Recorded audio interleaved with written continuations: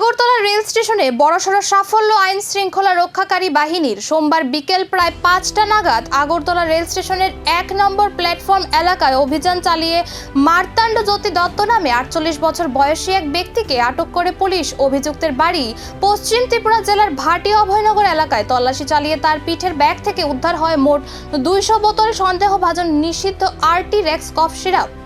উদ্ধার হওয়া সিরাপের আনুমানিক কালোবাজারি মূল্য প্রায় ৩ লক্ষ টাকা বলে জানা যাচ্ছে। ঘটনার পর অভিযুক্তকে আটক করে বাজেয়াপ্ত করা হয় সমস্ত কফ সিরাপ। পরে এনডিপিএস আইনের ২১ এবং ২৯ ধারায় আগরতলা জিআরপি থানায় একটি নির্দিষ্ট মামলা রুজু করা হয়েছে। পুলিশের প্রাথমিক অনুমান, এই বিপুল পরিমাণ কফ সিরাপ কোনো বৃহত্তর মাদক পাচার চক্রের সঙ্গে যুক্ত থাকতে পারে। অভিযুক্তকে জিজ্ঞাসাবাদ করে গোটা নেটওয়ার্কের খোঁজে তদন্ত শুরু করা হয়েছে।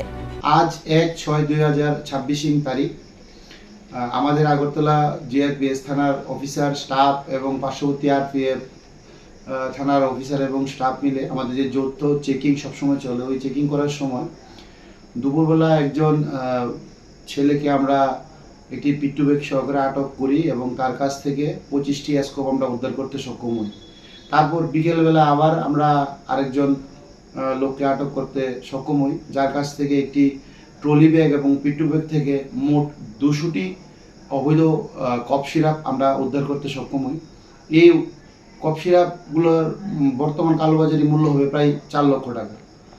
তারপর আমরা এই দুজন ব্যক্তির বিরুদ্ধেই দুটি পৃথক এনডিপিএস ধারায় মামলা গ্রহণ করি এবং তাদেরকে যে প্রাথমিক জিজ্ঞাসা আমরা করি এবং জিজ্ঞাসা করার পর জানতে পারি দুজনেই তারা এই মালগুলো আলাদা আলাদা ট্রেনে করে তারা বাইরের থেকে এগুলা পাচার করে নিয়ে এসেছে এবং আগরতলাতে এগুলা তারা বিক্রি করবে বলে।